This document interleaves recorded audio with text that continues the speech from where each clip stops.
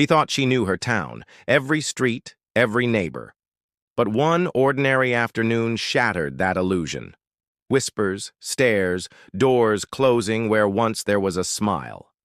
A single act, unseen by most, would expose the harsh truth lurking beneath the calm surface. This wasn't just an isolated incident. It was a story of fear, prejudice, and injustice that many pretend doesn't exist. How could a place so familiar become so unforgiving? What happened to her that day would change everything and reveal a reality most would rather ignore. It was a quiet morning in Cedarville, a town that seemed peaceful on the surface. Maya, a young teacher known for her kindness, started her day like any other, preparing lesson plans, greeting familiar faces, and walking through streets she had known since childhood. The neighbors waved, the bakery smelled of fresh bread, and life felt ordinary. Yet, beneath the calm, subtle tensions simmered, glances that lingered a little too long, whispers that faded when she approached. Maya had learned to ignore them, believing her world was safe. But that day, the ordinary rhythms of her life would be broken, revealing a side of her town she never expected, and a truth she couldn't turn away from.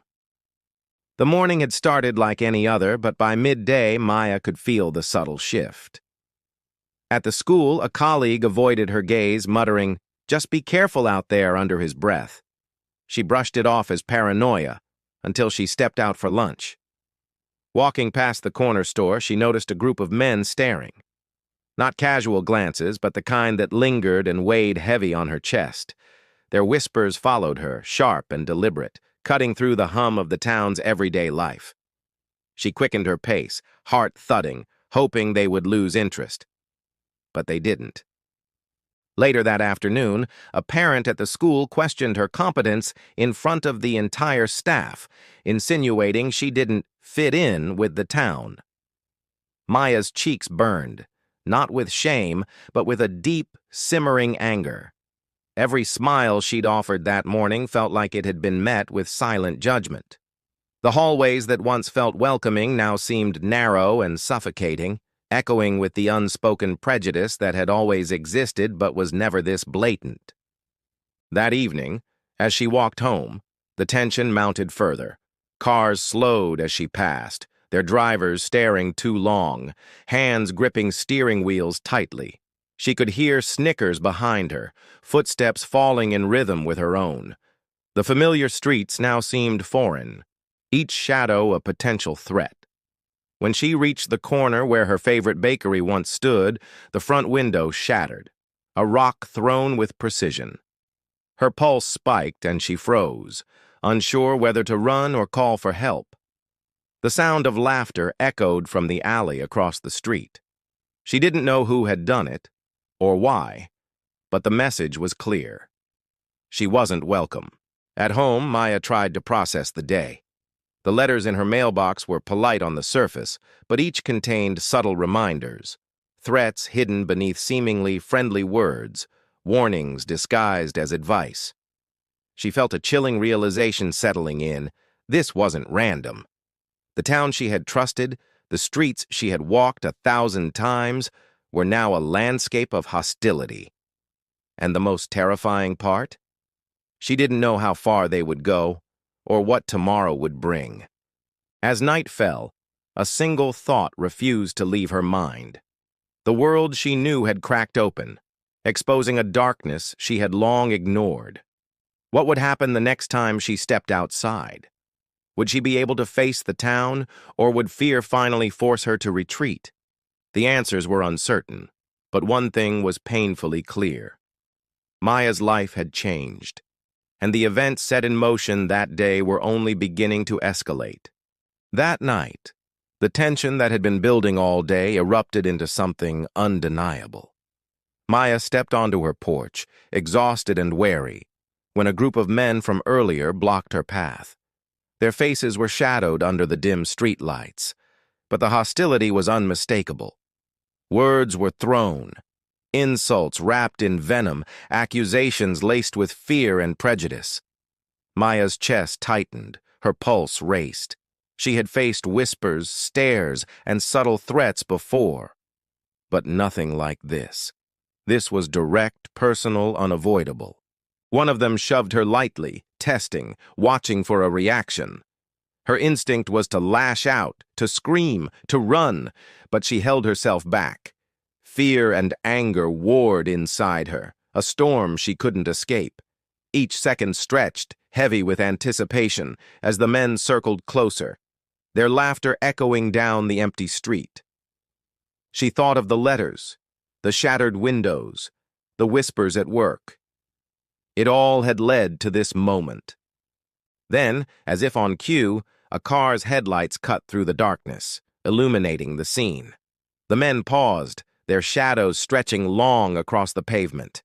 In that instant, Maya realized something terrifying. She could not rely on anyone to protect her. Not the town, not her neighbors, not the familiar streets she had walked 1,000 times. She was alone against the hostility she had tried to ignore for so long. Her heart pounded, her hands clenched, every nerve screaming to act. Yet in the midst of fear, a spark of resolve ignited. She would not be silenced. She would not let intimidation erase her presence, her voice, her life. The men exchanged glances, uncertain now, as if sensing her refusal to bow. But Maya knew this confrontation was only the beginning. The cost of standing her ground and the consequences of the town's prejudice were still unknown. In the deafening stillness, with the night holding its breath, one thought surged through her mind. The world was watching, even if they didn't know it yet. And when the first move came, everything would change. Maya finally reached her doorstep, the echoes of the night still reverberating in her chest. She was safe, for now, but the fear, the anger, and the sense of betrayal lingered, heavy as the night air. What had happened wasn't just an isolated confrontation. It was the culmination of years of subtle prejudice, whispered judgments, and hidden hostility that many chose to ignore. She realized that safety was not guaranteed by familiar streets or friendly faces. It was something she had to claim for herself, even in the face of a community that often looked the other way. In the days that followed, Maya's perspective shifted. The small acts of injustice she had previously dismissed as normal now felt like cracks in the foundation of her town. She began to speak out, to document her experiences, to share the untold stories of others who had faced the same silent oppression. Her voice became a testament to resilience, a refusal to let fear dictate her life, and a call for the community to confront its own prejudices. This story is not unique to Maya. It echoes in towns across the country, in neighborhoods where silence often enables discrimination, and where invisible barriers continue to shape lives in profound ways. Racism is not always loud, but its impact is enduring, shaping opportunities, trust, and the very fabric of communities. As Maya looked back on that night, she understood one undeniable truth. Change begins when someone refuses to accept injustice quietly. The question now isn't whether these stories exist. They do, all around us, but whether we choose to acknowledge them. How many more lives must face fear before the world decides to act?